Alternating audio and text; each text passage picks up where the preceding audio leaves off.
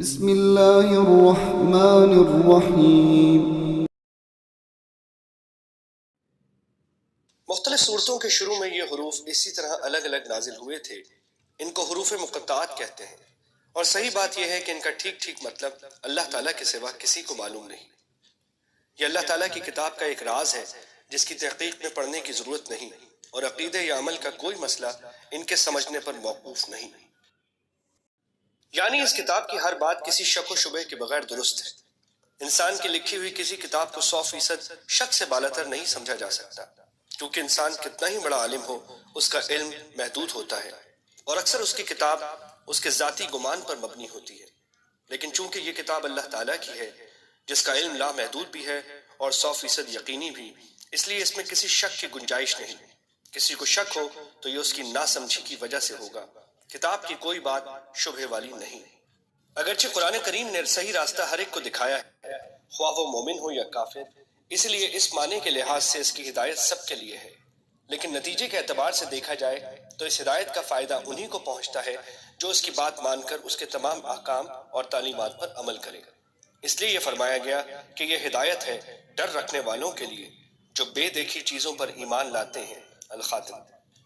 ڈر رکھنے کا مطلب یہ ہے کہ انسان یہ بات ہمیشہ پیش نظر رکھے کہ اسے ایک دن اللہ کے حضور اپنے تمام اعمال کا جواب دینا ہے، لہٰذا مجھے کوئی ایسا کام نہ کرنا چاہیے جو اس کی ناراضی کا باعث ہو۔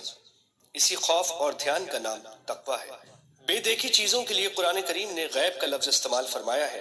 اس سے مراد وہ چیزیں ہیں جو آنکھوں سے دکھائی نہیں دیتی، نہ ہاتھ سے چھو کر یا ناک سے سونگھ کر انہیں محسوس کیا جا سکتا ہے، بلکہ وہ صرف اور صرف اللہ تعالیٰ کی وحی کے ذریعے معلوم ہوتی ہیں۔ یعنی یا تو قرآن کریم میں ان کا ذکر ہے یا آن حضرت صلی اللہ علیہ وسلم نے وحی کے ذریعے وہ باتیں معلوم کر کے ہمیں بتائی ہیں، مثلاً اللہ تعالیٰ کی صفات، جنت و دوزخ کے حالات، فرشتے وغیرہ۔ یہاں اللہ کے نیک بندوں کی یہ تعریف کی جا رہی ہے کہ یہ لوگ صرف اللہ تعالیٰ اور اس کے رسول صلی اللہ علیہ وسلم کے ارشادات پر یقین کر کے ان چیزوں کو دل سے مانتے ہیں جو انہوں نے آنکھوں سے نہیں دیکھی۔ یہ دنیا چونکہ امتحان کی جگہ ہے، اس لیے اگر یہ چیزیں آنکھوں سے نظر آ جاتی اور پھر کوئی شخص ان پر ایمان کوئی امتحان نہ ہوتا۔